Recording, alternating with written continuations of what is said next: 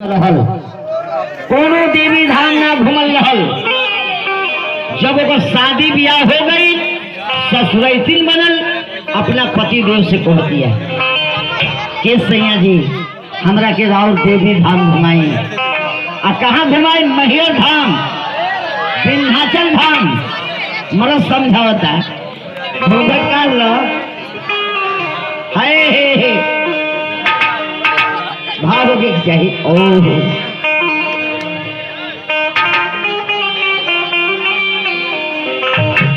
नाया नहरिया कन्या पारू महियर जय के कहे जीत करतारू।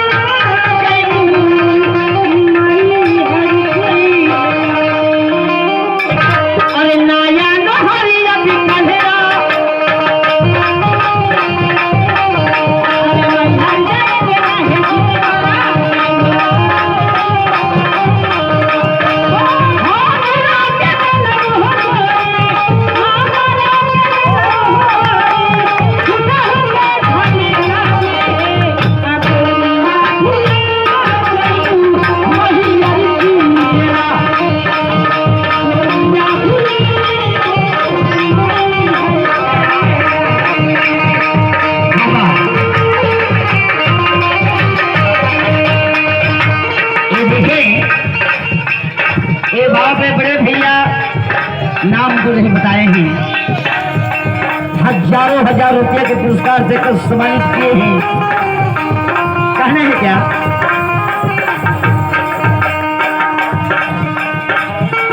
मैया मैया हो मैया मैया हो मैया हो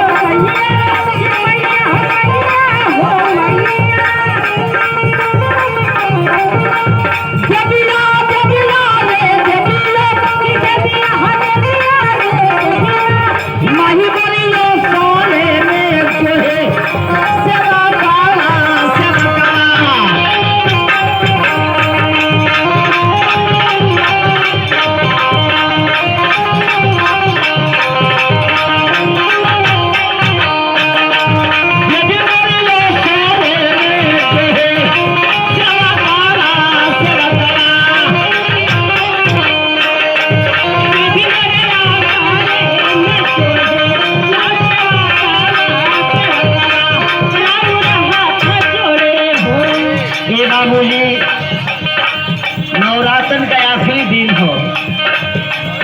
एगो सेवक माई से कहता हे माई जगत जननी हो, हमारो माई हो, हमारी माइयों के माई हो।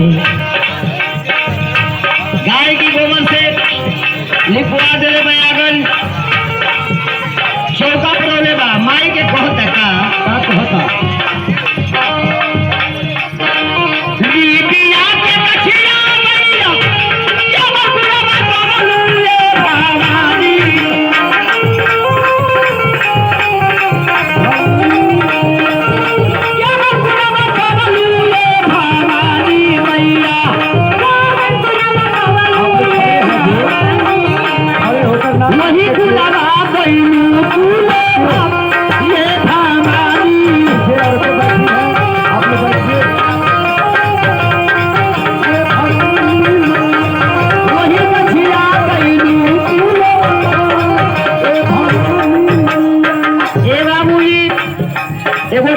महीना में नवरात्र आवेला बाबा।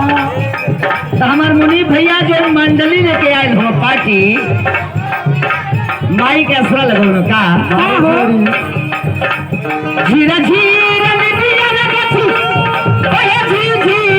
आई के झूला गाड़ी साथे पहिया चलुहाना आई के